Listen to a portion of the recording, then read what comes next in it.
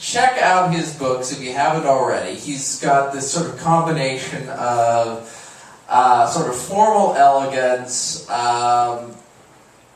sort of real wisdom, and yet just obviously a desire to tell as many dick jokes as he possibly can. One of my favorite poets, it's Eric Thomas Norris. Welcome to the stage. Everyone give him a hand.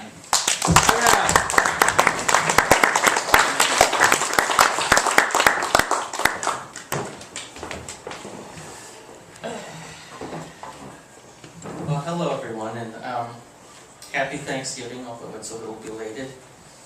About dick jokes, I will only add this.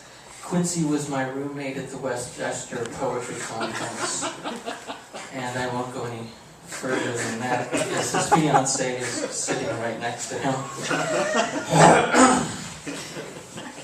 Anyway, the first poem I'm going to read, I think I'm probably just going to read 4 poems this evening. The last one is a little long. Hopefully it won't seem too lengthy, though, when I read it. The first one is just called A Note to a Young Poet, inserted in his new notebook. 100 pages occupy this book, 100 clouds of suds and rolling thunder, 100 sacks of coconuts. And look, a fish fillet. That's right. I think it's flounder. Well, how would you interpret all this space? Pour fresh foundations for a concrete world? Or copy something? Sketch some kind of face, left earlobe latent with a teardrop pearl? Our choices can be frightening.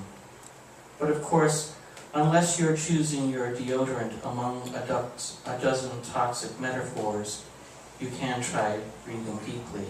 If you can't, remember those are stairs, not stars we climb. There's oxygen for dizziness and wine, but don't confuse them, darling. Take your time. Rhyme kiss with bliss, and you should be fine. Yes, there's more I'd like to say to you, but I've just been told by somebody who knows that I am just a book, a blank one too. So fill me with your poetry. No prose.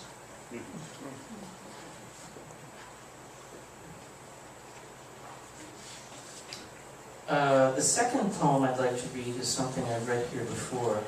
I read it a couple of years ago. It's called Leonardo in the Marketplace, and it's based on a footnote. I think the most interesting things you find in books are footnotes.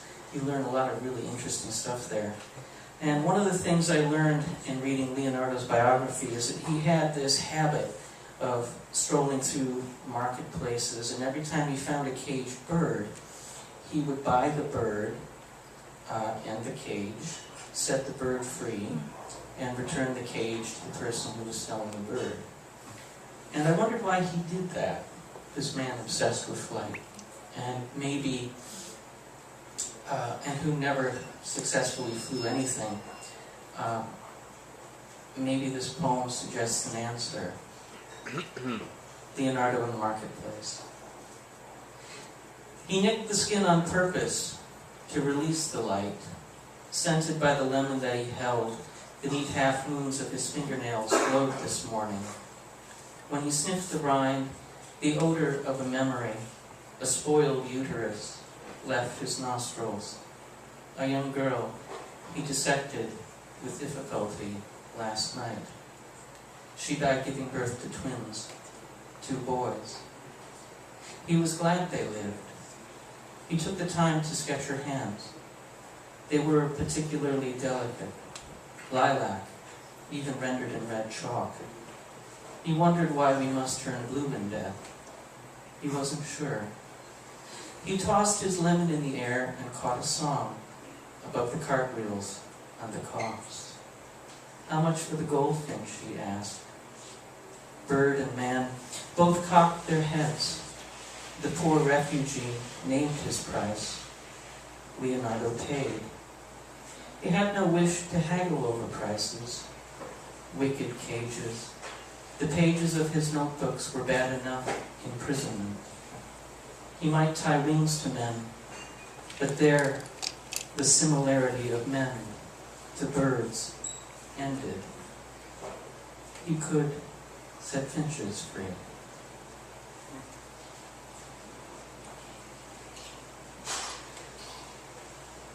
The third poem is based on some echoes of autumn, which I made clear in the first line. And it's about something we do every night, hopefully. It's called Going to Bed. Some lines of autumn bouncing in my head before I climb in. I shut off the light. I become invisible, and my bed feels cool and empty, temperature just right.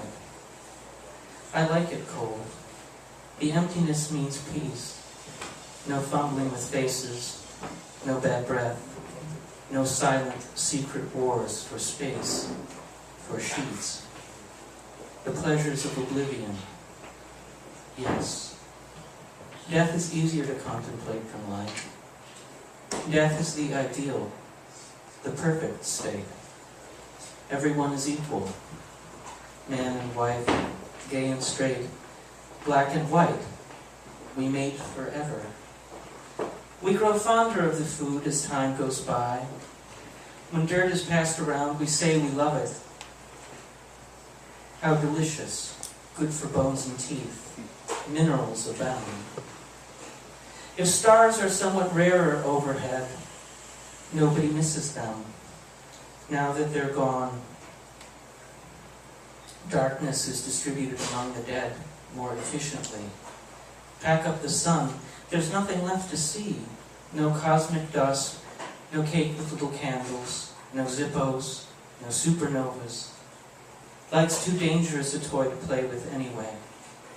Shadows suggest a world where different rules apply, where monsters lurk, where so much is unknown, where we could be so happy we could die, exploring what's out there, all alone.